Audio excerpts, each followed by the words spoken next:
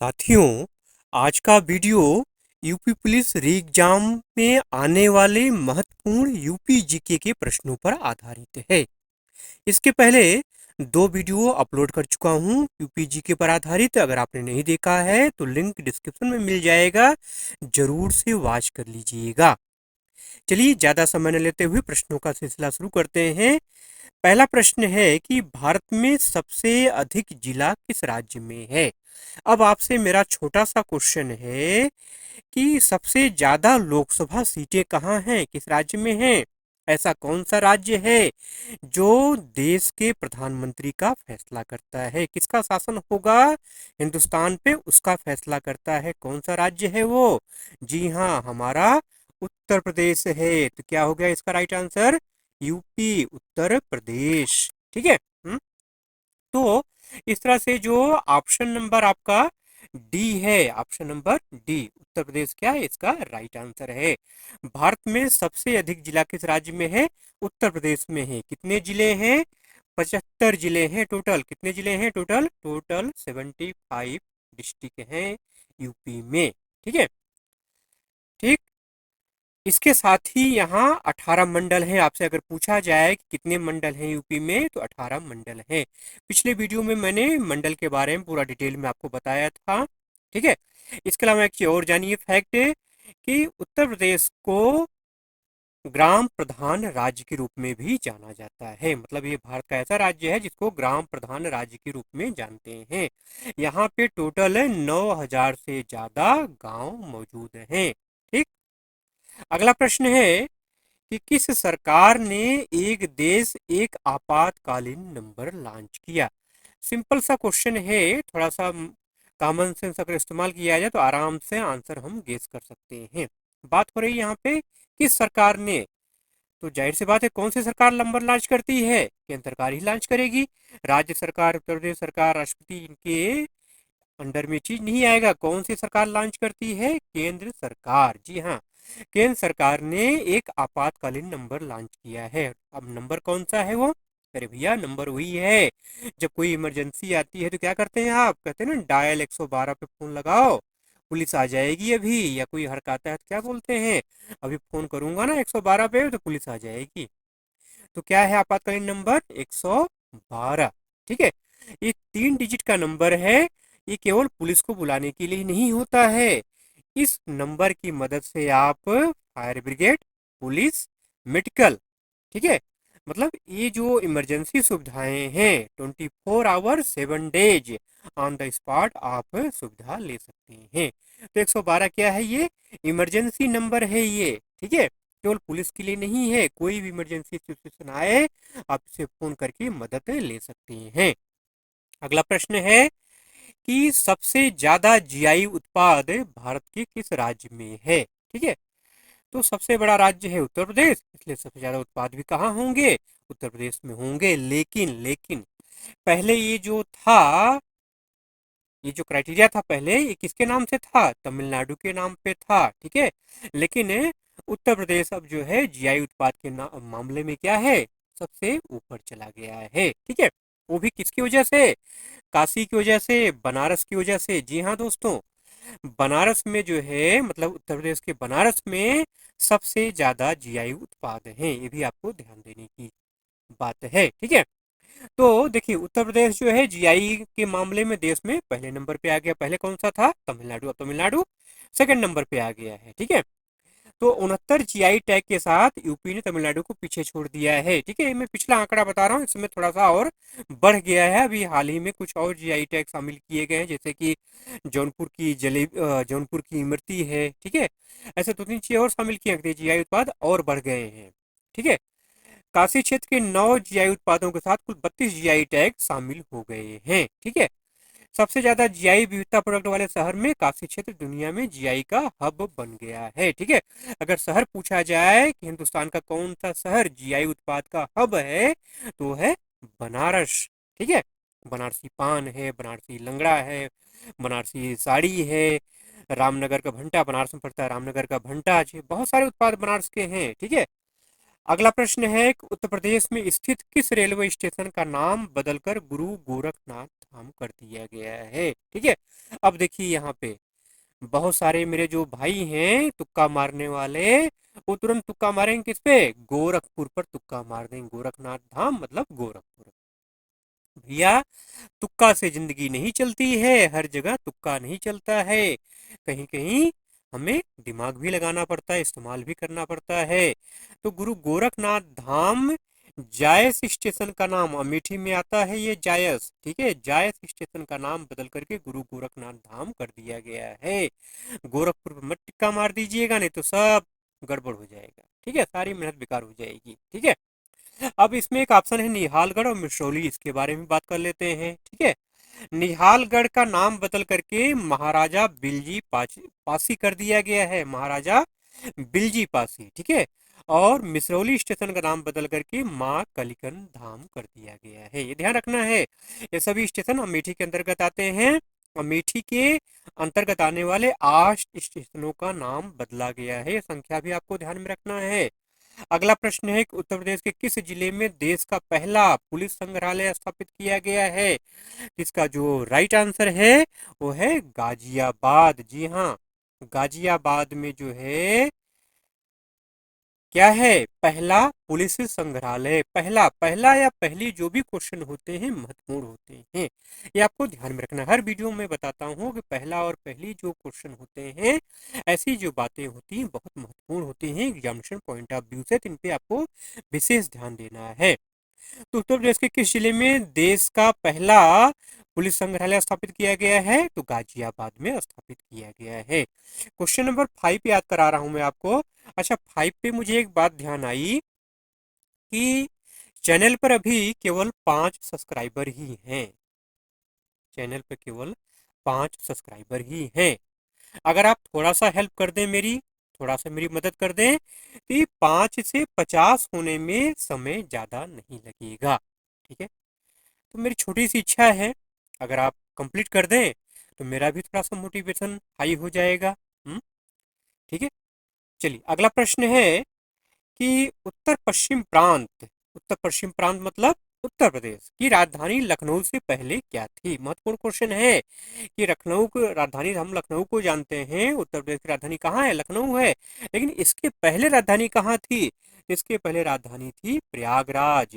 ठीक है, वर्तमान में जिसको हम प्रयागराज जानते हैं, पहले क्या था? इलाहाबाद था। ठीक है, कब बना था प्रयागराज राजधानी?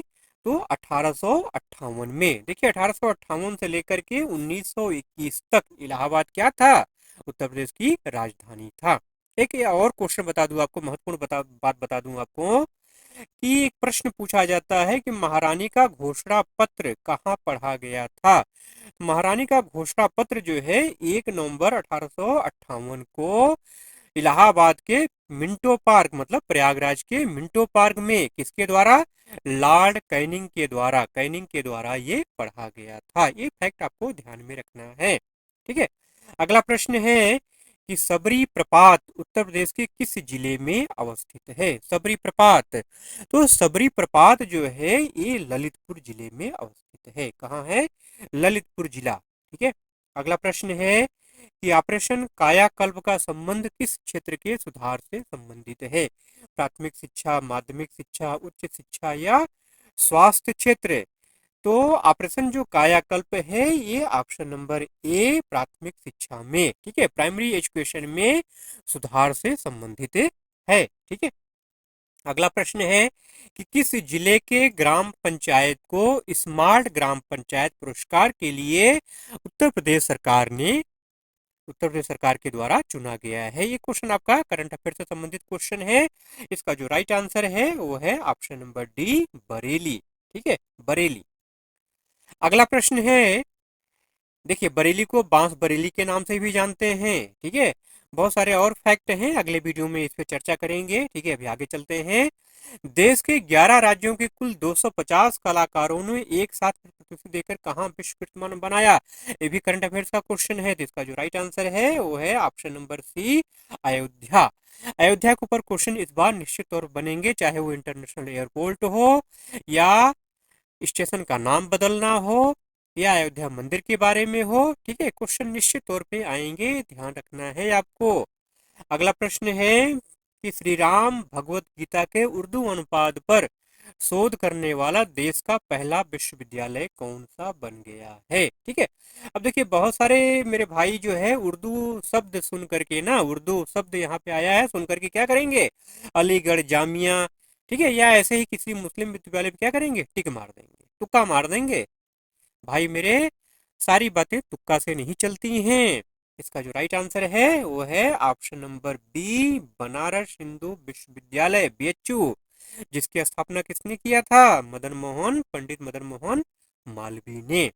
अगला प्रश्न है कि उत्तर प्रदेश में कुल कितने राष्ट्रीय उद्यान स्थित हैं। बहुत महत्वपूर्ण क्वेश्चन है। मात्र एक, उत्तर प्रदेश में मात्र एक राष्ट्रीय उद्यान है, दुधवा राष्ट्रीय उद्यान नाम है इसका। ठीक है, दुधवा राष्ट्रीय उद्यान, मात्र एक राष्ट्रीय उद्यान है उत्तर प्रदेश में। अगला प्रश्न है कि डॉक्टर भीमराव अंबेडकर पक्षी अभ्यारण्य उत्तर प्रदेश के किस जनपद में अवस्थित है। अब देखिए यहाँ पे शब्द है अंबेडकर, तो बहुत सारे लोग क्या करेंगे, अंबेडकर नगर पे टिक्का मार देंगे, तुक मार देंगे, है बस अंबेडकर यहाँ पे आए हैं, अंबेडकर साहब का नाम यहाँ पे है, इसका मतलब अंबेडकर नगर ही होगा। नहीं मेरे भाई, तुक्का मत मारिए, तुक्का मारने से सब गड़बड़ हो जाएगा। इसका जो राइट आंसर है वो है option number B, Pratapgarh. Doctor Bhimrao Ambedkar पक्षी अभ्यारण्य कहाँ है, प्रतापगढ़ पर है, प्रतापगढ़ में है। ठीक है, रामसर साइट्स के ऊपर अगर वीडियो आपने नहीं देखा है तो डिटेलेड वीडियो रामसर साइट्स के ऊपर बना हुआ है, जरूर से देख लीजिएगा, उसमें उत्तर प्रदेश के बारे में चर्चा किया गया है। ठीक है, अगला प्रश्न है कि उत्तर प्रदेश के कितने जिले अंतर्राष्ट्रीय सीमा को स्पर्श करते हैं। तो उत्तर प्रदेश के 7 जिले, 7 डिस्ट्रिक्ट, उत्तर प्रदेश के 7 डिस्ट्रिक्ट अंतर्राष्ट्रीय सीमा को स्पर्श करते हैं। कौन सी अंतर्राष्ट्रीय सीमा, नेपाल है वो, कौन सा है, नेपाल। ठीक है, नेपाल के साथ उत्तर प्रदेश के 7 जिलों की सीमा स्पर्श करती है। 7 जिले कौन कौन से हैं, श्रावस्ती, बलरामपुर, पीलीभीत, सिद्धार्थनगर, लखीमपुर खीरी, बहराइच। क्वेश्चन को घुमा फिरा करके भी पूछा जा सकता है, 4 ऑप्शन बना देगा, उसमें 4 डिस्ट्रिक्ट का नाम दे देगा और पूछ लेगा कि निम्न में से किस जिले की सीमा नेपाल के साथ स्पर्श करती है, या किस जिले की सीमा अंतर्राष्ट्रीय सीमा के साथ लगती है। इस टाइप से क्वेश्चन बन जाएंगे। ये 7 नाम आपको ध्यान में रखना है, श्रावस्ती, बलरामपुर, पीलीभीत, सिद्धार्थनगर, लखीमपुर खीरी, बहराइच। क्वेश्चन चाहे जहां घुमा फिरा के दे दे, आप आराम से करके आ जाएंगे, विश्वास रखिए। ठीक है, अगला प्रश्न है कि अष्टपाद तीर्थ उत्तर प्रदेश के किस जिले में स्थित है। ठीक है, अष्टपाद तीर्थ ये है मेरठ में, कहाँ है, मेरठ में है। ठीक है, देखिए यही वो जगह है, यही वो तीर्थ है जहाँ पे जैन धर्म के पहले तीर्थंकर कौन थे, ऋषभदेव ने तपस्या की थी। ठीक है, ये ध्यान रखना है आपको। अगला प्रश्न है कि टीटू पुरस्कार उत्तर प्रदेश के किस जिले को प्रदान किया जाता है। इसको आप T×2 पढ़ सकते हैं, वैसे इसका जो उच्चारण होता है वो है TX2, इसको बोलते हैं TX2 पुरस्कार या T×2 पुरस्कार। उत्तर क्या है, कौन सा पुरस्कार है, T×2, इसका मतलब होता है टाइगर की संख्या दुगनी करना। ठीक है, ये उनको प्रदान किया जाता है, ऐसे संस्थाओं को, ऐसे राज्यों को, ऐसे डिस्ट्रिक्ट को, ऐसे आ, बनो मतलब जो आपके उद्यान है, राष्ट्रीय उद्यान है जो है, जो लोग बाघों की संख्या क्या करते हैं, डबल करते हैं, बढ़ाते हैं, उस पर काम करते हैं, उनको ये पुरस्कार प्रदान किया जाता है। तो उत्तर प्रदेश का जो पीलीभीत डिस्ट्रिक्ट है, पीलीभीत को जो है टीटू पुरस्कार प्रदान किया गया है। ठीक है, ये ध्यान रखना है आपको। अगला प्रश्न है कि उत्तर प्रदेश के लखनऊ में स्थित भूल भुलैया कहाँ स्थित है। देखिए कहीं आप न भूल जाना रास्ता, भूल भुलैया के चक्कर में कहीं आप न भूल जाना, हाथ पकड़े रहना एक दूसरे का। जी हाँ, मेरा इशारा समझ रहे हैं ना, साथ मिलके चलेंगे, रास्ता जल्दी कट जाएगा। आंसर की बात करूं अगर तो बड़ा इमाम बाड़ा, बड़े इमाम बाड़ा में है भूल भुलैया। ठीक है, यहीं पर एक चीज और है, अपसी अस्फी मस्जिद, अस्फी मस्जिद भी कहाँ है, इसी बड़े इमाम बाड़े में भी है। ठीक है, अगला प्रश्न है कि उत्तर प्रदेश के लखनऊ में स्थित इंदिरा गांधी तारामंडल किस ग्रह की संरचना पर आधारित है। इसका जो राइट आंसर है वो है शनि, ये रिंग शेप में है, गोला शेप में है, तो शनि शनि कैसा होता है, वलयाकार होता है ना। तो ये जो तारामंडल बना हुआ है, इसकी जो डिजाइन है वो वलयाकार है, शनि ग्रह पर आधारित है। आज का अंतिम प्रश्न है कि उत्तर प्रदेश के किस जनपद को सुहाग नगरी के नाम से जाना जाता है। अभी ऊपर हमने चर्चा किया था, तो जनपद है फिरोजाबाद। फिरोजाबाद को सुहाग नगरी के नाम से भी जाना जाता है। ठीक है, कांच की चूड़ियों के लिए फेमस है फिरोजाबाद, तो इसको सुहाग नगरी के नाम से भी जानते हैं। ठीक है, वीडियो अगर अच्छा लगा हो तो जाते जाते एक लाइक जरूर कर दीजिएगा। और मैंने आपसे एक बात शुरू में कही थी कि चैनल पे 5 सब्सक्राइबर हैं। अगर आप थोड़ा सा सहयोग करेंगे तो ये 5 से 50 होने में वक्त नहीं लगेगा। ठीक है, तो निवेदन आपसे है कि 5 से 50 सब्सक्राइबर आप जल्दी से जल्दी करा दीजिए, जिससे मेरा भी मोटिवेशन हो जाए और मैं आपके लिए और अच्छे से अच्छा कंटेंट ला सकूं। पूरा वीडियो आपने देखा, इसके लिए आपका बहुत बहुत धन्यवाद। चलिए मिलते हैं अगले वीडियो में, तब तक के लिए जय हिंद।